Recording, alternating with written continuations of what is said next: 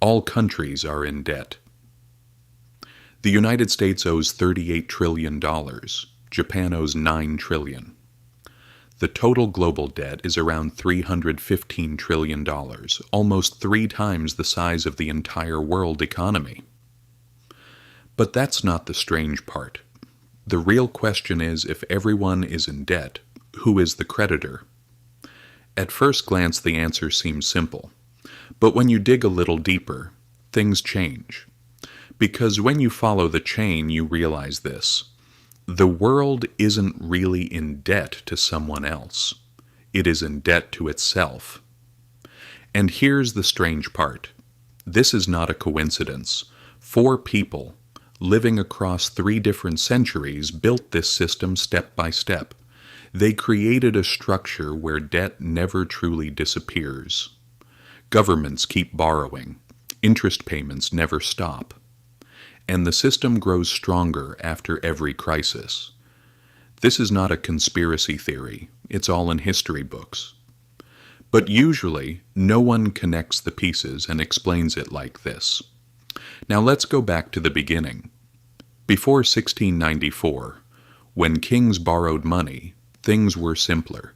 They would go to merchants or wealthy individuals and ask for loans, promising to repay with interest.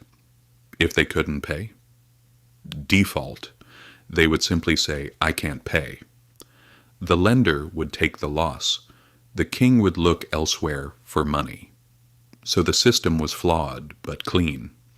Debt was either paid or erased. Then William Paterson entered the scene. At the time, England was at war with France. The king urgently needed money, but no one wanted to lend, because England had defaulted before. Paterson proposed something different. He said, "I can raise a large sum for you, but on one condition. This debt will never be repaid." Yes, you heard that right. No principal. 0. But interest, forever. A new institution was created for this system, the Bank of England. Merchants provided the money. The state used it. And every year it paid interest.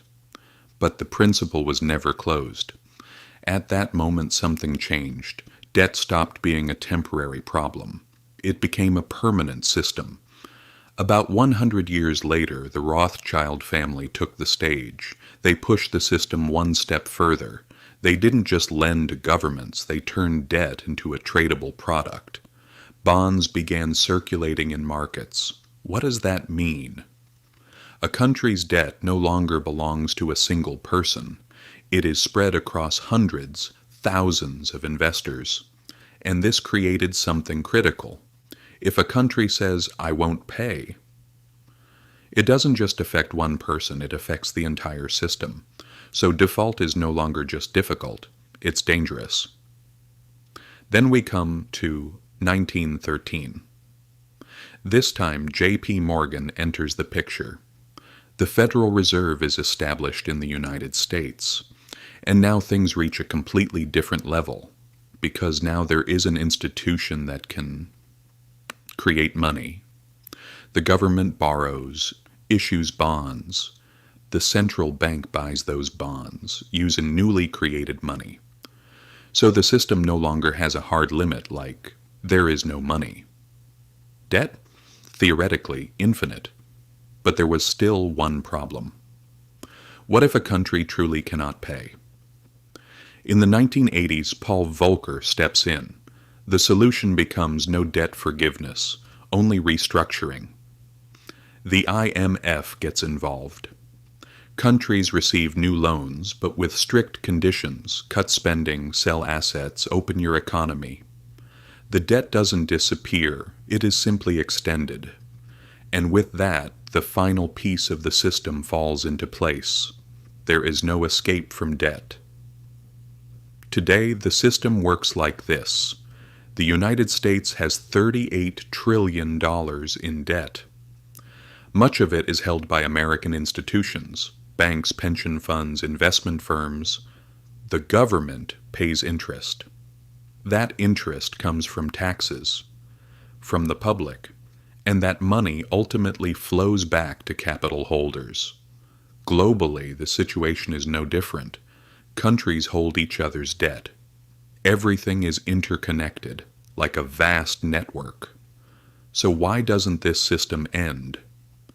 Because of a striking reality, if all debts were fully paid, money itself would disappear. Because in the modern system, money is created through debt. No debt means no money. That's why, for the system to continue, debt must continue. The result? $315 trillion of debt is not a malfunction. It is the system itself. Every debt is someone else's asset. It generates interest.